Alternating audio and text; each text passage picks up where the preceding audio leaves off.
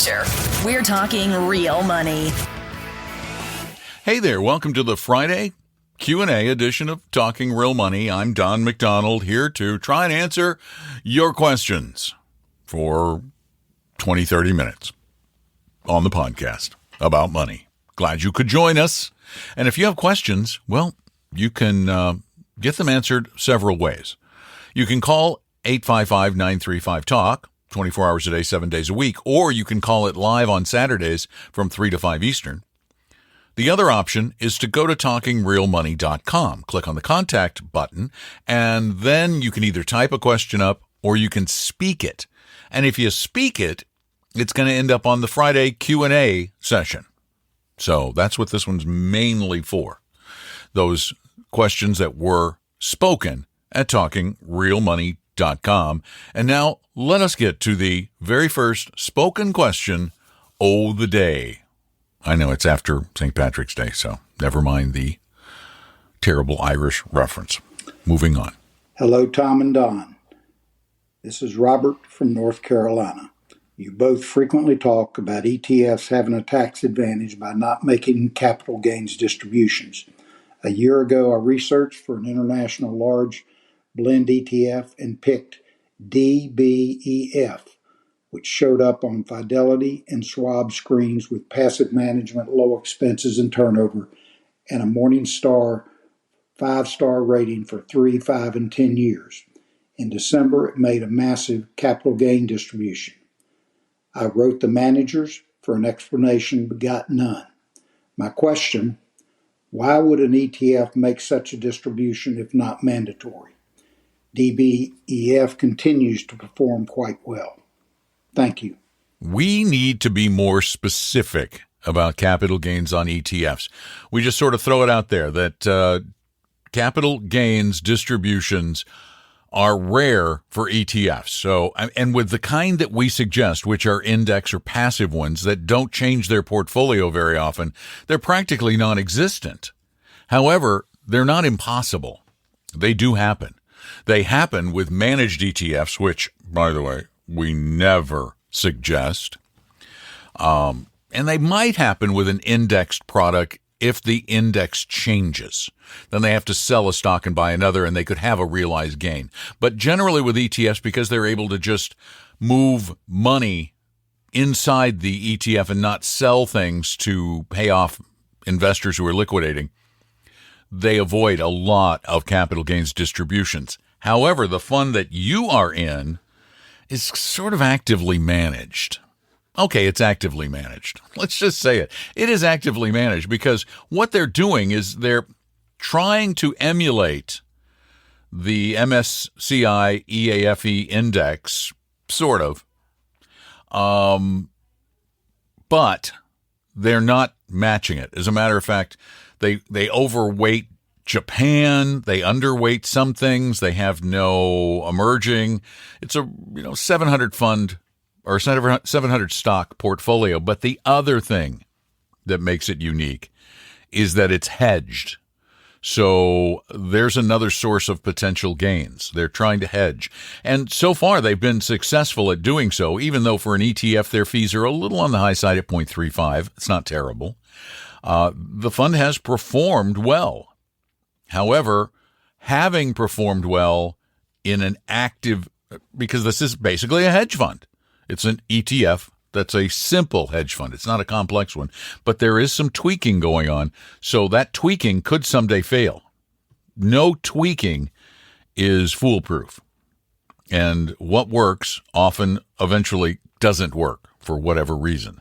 So it's not really an index. That's why. That's why you got a capital gains distribution, and it's. I'm sorry they didn't tell you that, but we should have been more specific. Although, if we're more specific about everything, all the possibilities, we'll never get to anything because there are so many. Well, but in this case, maybe. I hope that answers your question. Now, let's take another one. Hello, Tom and Don. Quick question regarding the wash sale rule. I currently have VWO, which is an emerging markets Vanguard ETF, and I would like to sell that and harvest some losses, and then buy the Avantis Emerging Markets Fund, which is AVEW. I'm not sure if they are substantially identical. I'm trying to figure out if I'm violating the wash sale rule or not. It looks like there's 4,600 or 4,200 stocks in VWO and about 3,200 or something like that in AVEW. So appreciate the help and everything you guys do. Thank you. Okay, here's a qualifier. We are not tax advice providers, nor are we experts on what the IRS might do or has done in the past. However, poring over substantially identical is what the IRS says when it comes to the wash sale rule. If the security purchased when you sell to take a tax loss is substantially identical, then you cannot take the loss. I can see that these two funds are similar. I wouldn't even call them substantially similar. They certainly aren't substantially identical because they don't own the same stocks.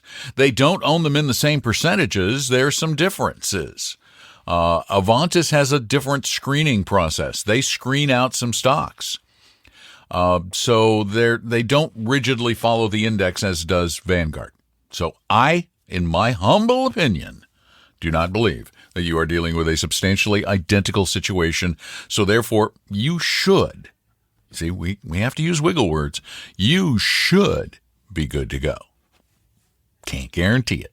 Never can guarantee what the IRS might do, but they'd sure have a difficult time establishing anything close to substantially identical between these two. Yeah, they're both emerging.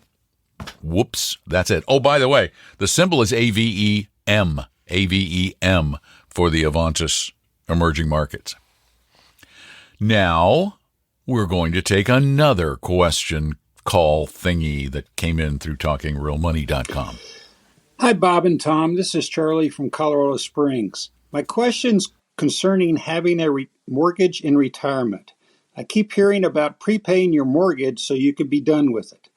I'm a retired 69-year-old, and my wife is 66 years young and who is currently still working full-time. We have the necessary funds available in our retirement account to prepay the $154,000 remaining on our 3.5% mortgage. My monthly pension check pays the mortgage payment in full. I'm also currently receiving Social Security. I created a spreadsheet calculating the amount of mortgage interest until the loan is paid off in September of 2028. The interest charges incurred for the remaining 65 months of the loan period is a little over $16,000. So if we prepay the loan today, we would save or avoid the $16,000 in interest charges. Where my hesitancy to prepay the loan comes from, as I calculated, I would need to withdraw $191,000 from the IRA to pay off the $154,000 mortgage balance, plus Uncle Sam's share due to the IRA distribution. The distribution would be taxed in the 24% tax bracket, or almost $37,000. Paying $37,000 in taxes today so we can avoid $16,000 of interest over 5.5 years is my hang-up. Can't see a benefit for prepaying the loan. I also calculated if we left the $154,000 in the IRA until September 2028 and it only earned a 4% annual money market rate, the $154,000 would grow by $39,000 to a total of $193,000. So that $39,000 growth is more than double our $16,000 of interest charges incurred by paying off the loan on schedule. Am I missing something, or do you agree I should just methodically pay off the mortgage and keep the $154,000 in the IRA? Thanks for taking my question. I enjoy listening to your podcast on daily walks. Thanks again. Bye. Yeah, Bob here. You're from Colorado Springs, and you call me Bob? Come on. I was on the radio in Colorado Springs. That's where I got started in radio. Did you ever listen to KVOR? Back in the 80s? That was me. Don. Anyway. We don't suggest people pay off their mortgages. I don't care. We unless you've got a 7 or 8% mortgage, why? Okay, maybe 5 or 6, but again, why? You did the math. You're going to take a big tax hit, which reduces the money you have available to make you money in the future. That's not good. You will take out money that could grow at likely a much better rate, even with only investing for 100% safety. I mean, if you put it in CDs, you'd end up with even more than you calculated. So, no, from a financial, mathematical, future standpoint, no, it makes no sense whatsoever. And we've said over and over again, the only time it makes sense to pay off a mortgage with cash. Oh, I forgot the other thing. Illiquidity. What if you need to get your hands on that $154,000 in an emergency? It's hard to take it out of your house. It's easy to take it out of your IRA. So, there's another one. No, we don't. It's a lifestyle thing. If it just makes you feel better to know that your roof is paid for, and we should always remember that no matter what, our roof is never completely paid for. Remember that? I mean, think of all the poor souls who thought they didn't have any more cost to their house. They paid off their mortgage, and they live in an area where their property taxes have soared until they're paying almost as much in property taxes as they were paying in mortgage payments. And that's happened in some parts of the country. So there's always going to be an expense to living somewhere, paid off or not. But no, Tom and I have been pretty consistent on that. We think you can make more money on almost any mortgage than the rate on almost any mortgage. So I'd keep it in the IRA. Bob out. Now, we're going to go to our next question. And I'm Don, by the way. Don McDonald. Don. I recently took $2,000 and put it in a 11-month CD, higher interest CD. I think it was 5.5% through a credit union. So, but I was curious as to why they offer CDs that are 11 months versus a year. Is there a financial benefit to just 11 months? Is it a tax thing? I'm just curious, and I didn't know who else to ask, so I asked you. Thank you. The only differentiator that I'm aware of are the penalties. Generally speaking, on a 12-month, see, we have to say generally all the time. Generally speaking, on a 12-month or longer CD, the penalty for early withdrawal is 6 months of interest. For less than a year, 11 months, the penalty is usually 3 months of interest. So an 11-month CD gives you more withdrawal flexibility.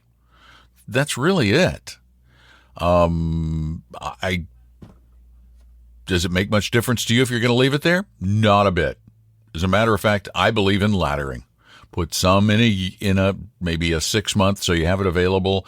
Put some in a year. Put some in an 18. Put some in a 2, etc. And then every time one comes due and you don't need the money, you just roll it back out to your longest maturity, your previously longest maturity.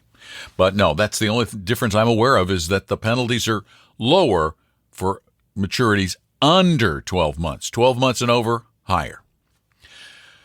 Questions can be sent in or called in. Sent in to talkingrealmoney.com. Called in to 855-935-TALK, 855-935-8255. You can also call our show that airs every Saturday live in Seattle, but you can call from anywhere, 855-935-8255, and we will talk one-on-one to you on the air on Saturdays from 3 p.m. to 5 p.m. Eastern, noon to 2 Pacific. If you have big questions, you have things that need some more consideration, we have and will continue to, for as long as Tom and I are around, offer anyone who asks help. An hour, up to an hour or so. We will not manage your portfolio for free, but we will help you try to determine what you have in your portfolio, what you should have, first steps toward a plan for retirement, whatever it might be, we'll give you some time. We'll give it to you free, no obligation whatsoever, and you're not going to get pressured to do anything. Promise. Cross my heart. Pinky swear. So to do that, same thing. Just go to talkingrealmoney.com and click on Meet an Advisor. Heck, you might even meet with Tom, particularly on Saturdays. He does a lot of talking with listeners and just trying to help you get this right. Because we know that we're not the right advisory firm for everybody, but we also know that it's really hard to find the kind of more in-depth help you need once in a while. So we'll give it to you right now for nothing. Just go to talkingrealmoney.com. I have to get out of here. We're going to keep it a little shorter than usual this edition. Thank you for being there. Thank you for telling friends. Thank you for continuing to listen. And I'll be back soon talking real money.